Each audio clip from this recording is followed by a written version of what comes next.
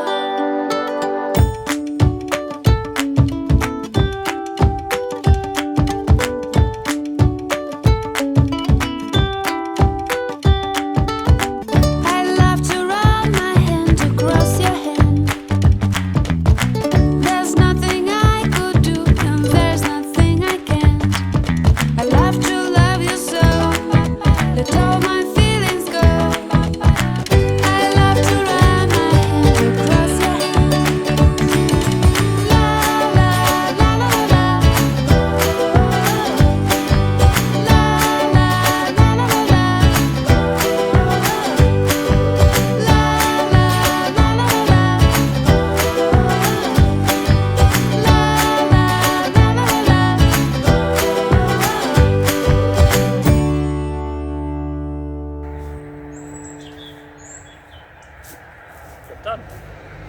So that's the centre section done. It's only 8:20, so I might actually do this second part because obviously it's just a small part here, and then this one I'll leave for a later date. I'm not too worried about this bottom area at the moment. My main concerns is getting this area perfect and then sorting that area. Somebody's coming.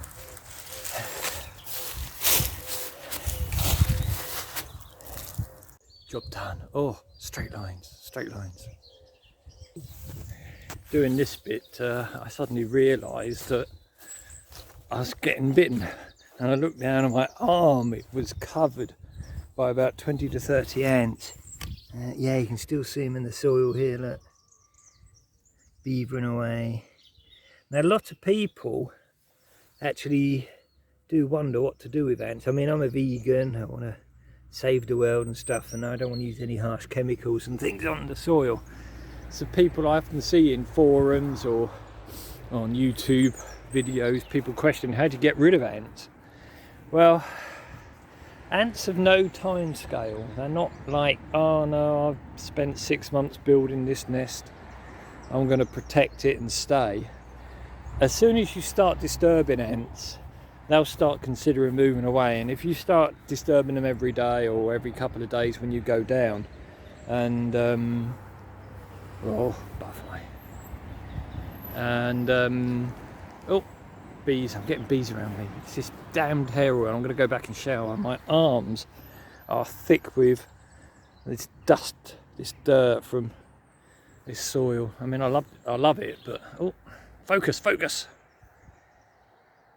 What's the matter with you? There we go.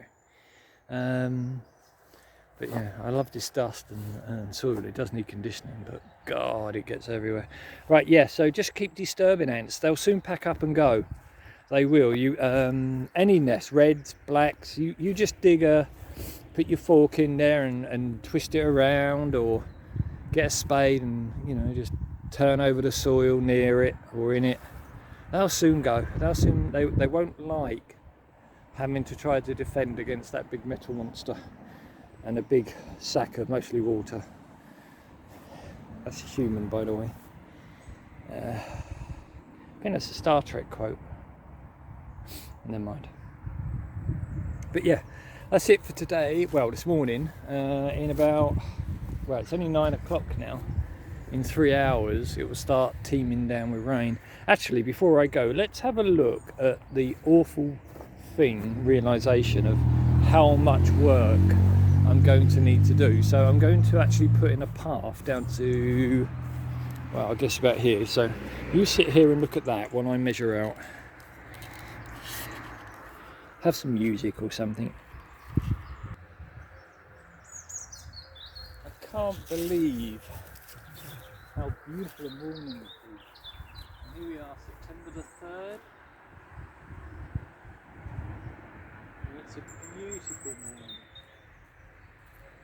Absolutely gorgeous. And the sun's just making a visit now. I'm feeling a bit behind the clouds. I'll go behind the clouds again in a second. And there's nobody else on the allotment. Look. Everybody's sleeping in. It's not as though there's no work to be done down here. Come on, people, get out of bed. Enjoy life. Listen to that bird song and the traffic. Oh well, can't have everything. Right.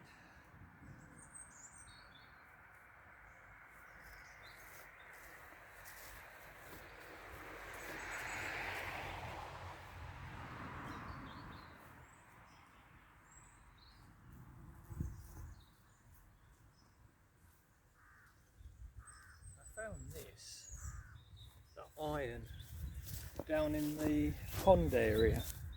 I reckon it's part of an old rotavator or something that broke off or was put aside. Oh, amazing, but it's good for bashing in pigs. So we want about 30 wide. So come in here.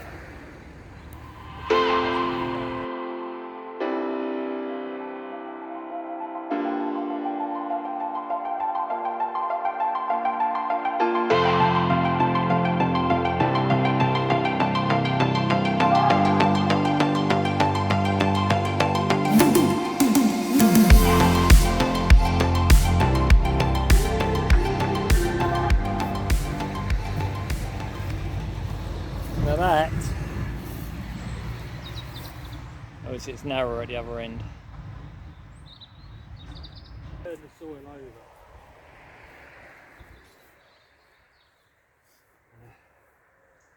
Straight line. This is where an edge cutter would be better. So an edge spade or something. I might ask you if somebody's got one.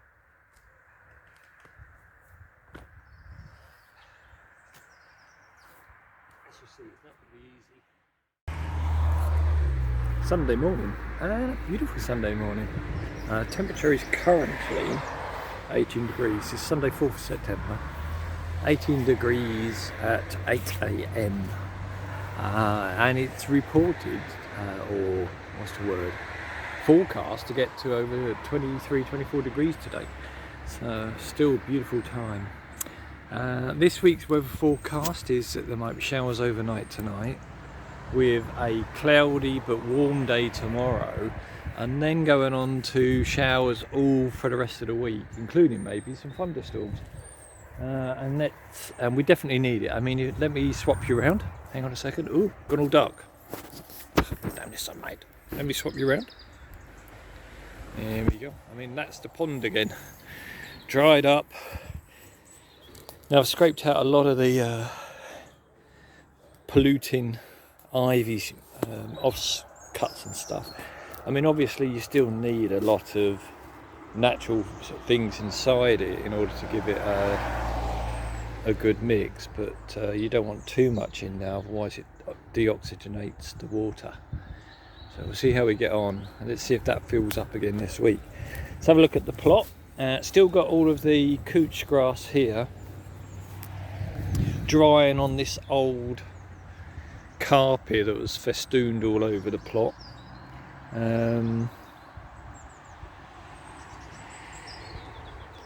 Yeah, and there's this huge pile of ivy and other perennials. Huge pile of ivy and other perennials and wood. I mixed this up. This is meant to be good compost, but I threw some stuff on there that shouldn't be on there. And then there's more ivy there. I need to repot that compost. Put that compost back in the bin to carry on. Horseradish. There's this pile of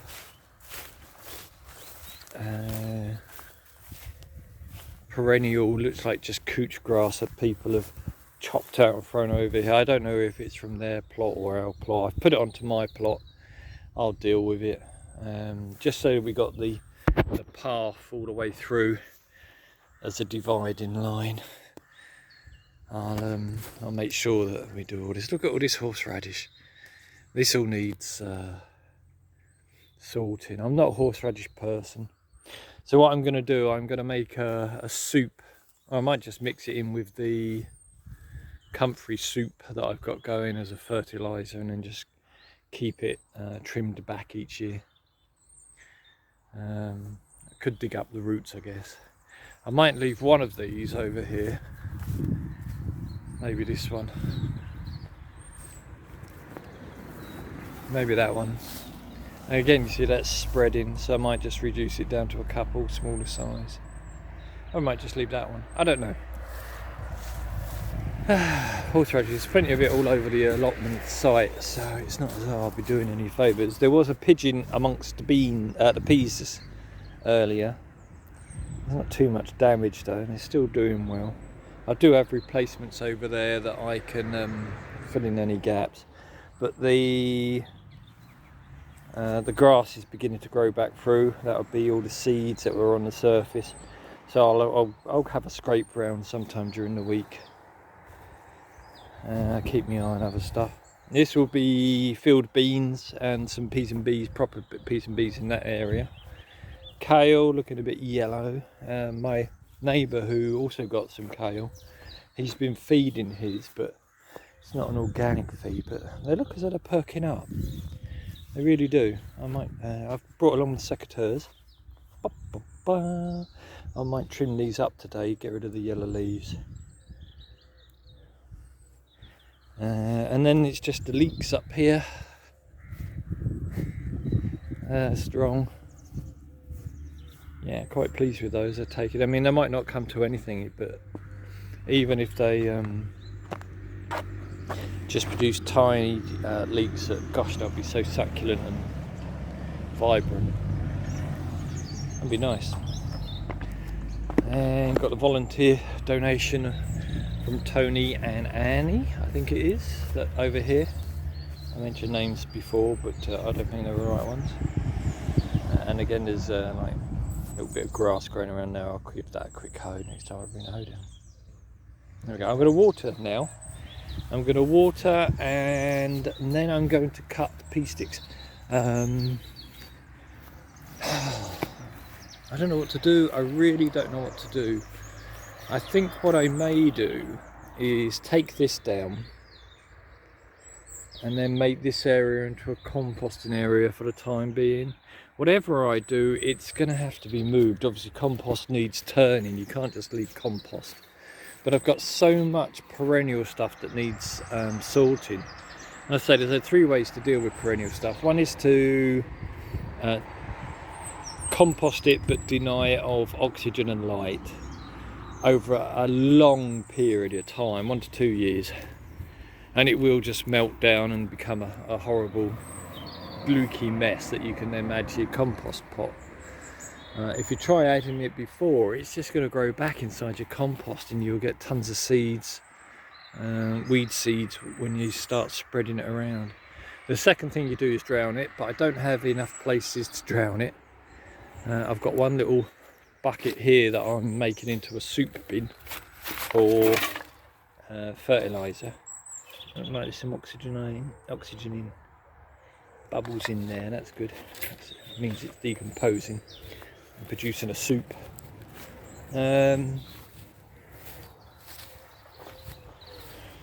Pathline. I need to do that sometime.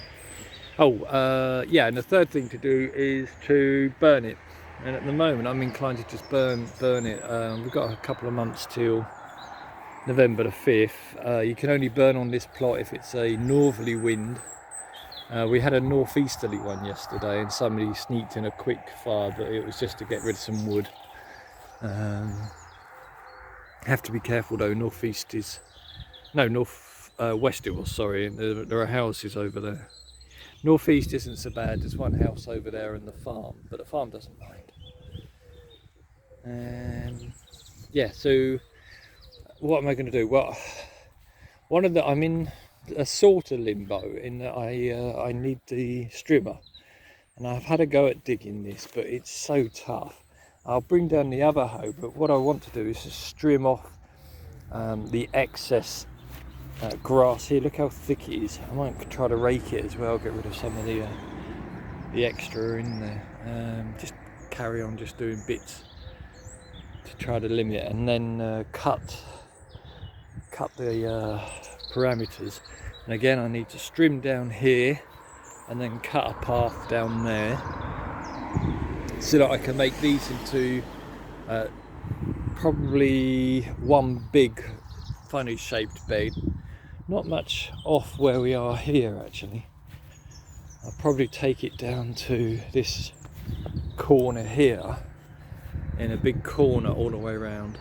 And then there's your free beds, your brassicas, which I'll probably have on this area in the new year. Brassicas, roots and legumes. That'll be legumes next year, this will be roots. Ignore that bit, that's just fun. And then the brassicas will be over here. And then obviously I'll rotate it round. Yeah, interesting. Right, so I'm going to do pea sticks, that bit, and sort out this pile. And then I'm probably going to start moving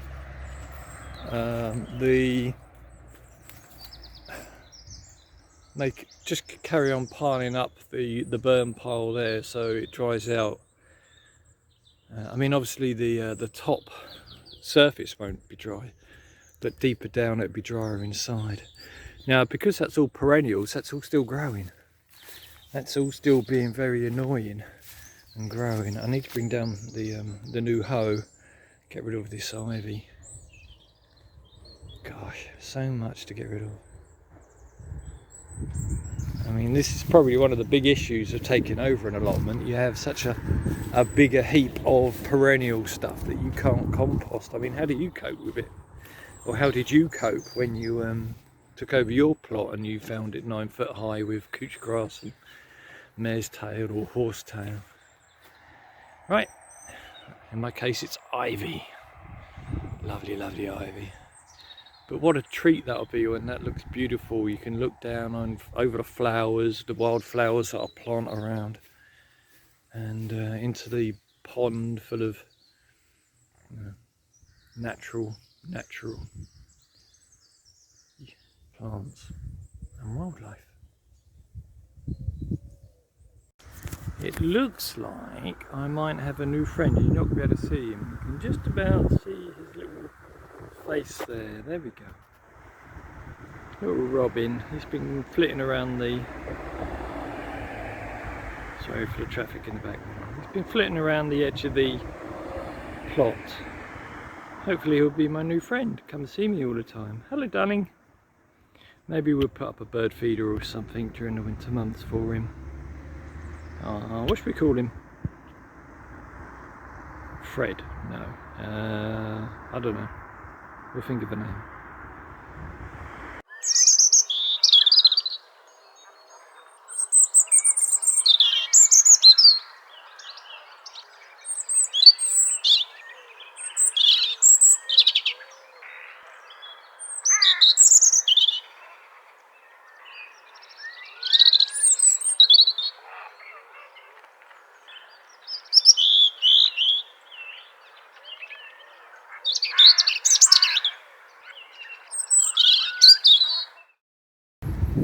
I have returned. It is now 11 o'clock. Temperature is up to 21 degrees. Forecast, as I say, to be 25, 26 today. Or is it 24, 25? Maybe. So what I've come down for is that I want to try out my new tool. And let me show you my new tool.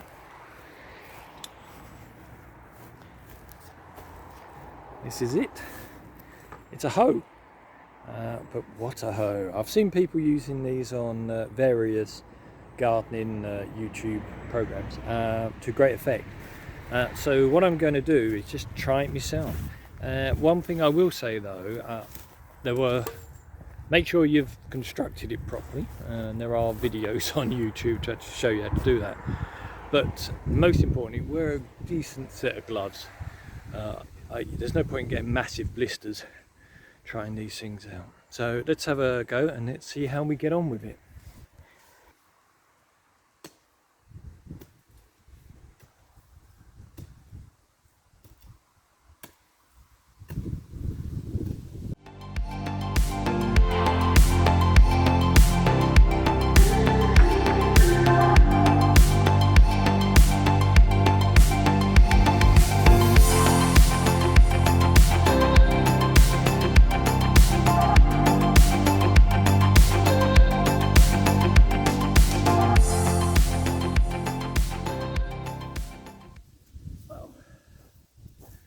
First impressions at cutting a swathe for that path line. It's probably easier actually than digging. It's faster than digging with a spade stuff, but you'd still need to go over it and dig out the actual roots. Just going to try it on this part here that's been dug over. See if it actually hoes like a real hoe. Oh yeah. That's really easy, much bigger and better than a proper hoe.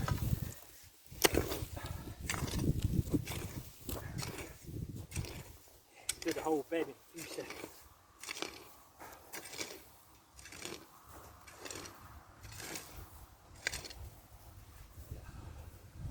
That's easy. You're not intending on weeding if you just want a hoe. Big bed. And also for digging in manure. Oh gosh.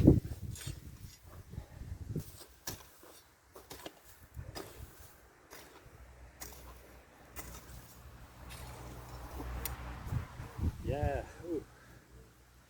Right, let's have a look then at hoeing the weeds out. Let me just move that.